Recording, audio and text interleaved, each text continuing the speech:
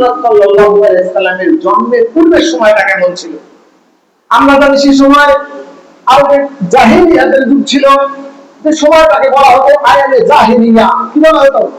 আয়ামে জাহিলিয়া। সব দিকে ফিতনা ফাসাদ দিয়ে ভর্তি, রাহাজান, খুন, ধর্ষণ দিয়ে ভর্তি, কোনো নীতি নৈতিকতা ছিল না।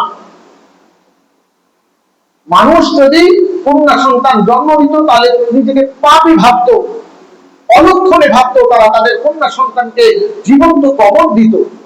নাউজুবিল্লাহ মিন যালিক।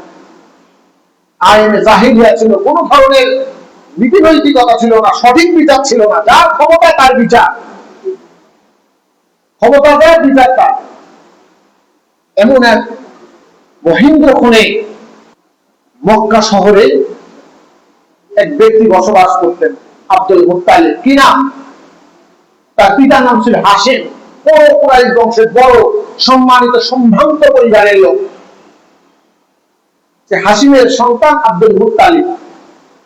সেই সময় বছরের পর বছর যখন কাবা শরীফের কেন্দ্র করে মানুষ আসতো, ওই কুরাইশ বংশের লোকেরা তাদেরকে খেদমত করত। মরুভূমির গরমের সময় কি করতো? পানি পান করাইতো।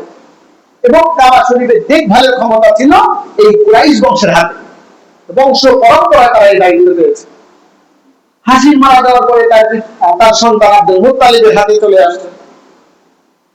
সে প্রত্যেক বছরের রকম জমজমের কূপ সেই সময় কিছুটা স্থগিত ছিল, পানির নিচে ছিল, মাটির নিচে ছিল, ঢেকে গিয়েছিল কোন একটা কারণবশত। জমজমের পানি ছিল না, কিন্তু আব্দুল মুত্তালিব কি করতো? বিভিন্ন জায়গা থেকে পানি সংগ্রহ করে হাজিদেরকে পানি পান করাইতো হজের সময়। এবং তারা নিজেকে গর্ববোধ করতো যে আমরা হাজিদেরকে খেদমত করি, হাজিদের বসার স্থান দেই, হাজিদেরকে পানি পান করাই। পুরো আরব বংশে তাদের একটা সম্মান ছিল। একদা সময় আব্দুল মুত্তালিবের বয়স হয়ে গিয়েছে। আব্দুল মুত্তালিব ঘুমিয়ে আছেন। হঠাৎ তিনি একটা স্বপ্ন দেখলেন, অনেক কষ্ট করে তো তোমরা হাজী সাহেবদেরকে পানি পান করাও। একটা জমজমের কূপ ছিল, ইতিহাস তোমরা জানো। জমজমের কূপটা তোমাকে খোঁজ করতে হবে। কাবা শরীফের পাশে যে একটা জমজমের কূপ ছিল, এটা তোমাকে খোঁজ করতে হবে। কিভাবে খোঁজ করবে জানো? তুমি যাও, সেই জমজমের কূপ যেখানে তুমি দেখতে পাবে, সেখানে একটা কাক মাটিতে ঠুকর দিচ্ছে, মাটিতে কিছু খাচ্ছে। তুমি সেইখানে যে খোঁজ করো, নিজেকে নিয়োজিত করো সেখানে। আল্লাহ চাহে, আল্লাহ যদি তোমাকে বরকত দেয়, সেখান থেকে জমজমের ফোয়ারা আবার নতুন করে তৈরি হবে, পুনরুদ্ধার হবে নতুন করে। হঠাৎ করে স্বপ্ন ভেঙে গেল আব্দুল মুত্তালিবের।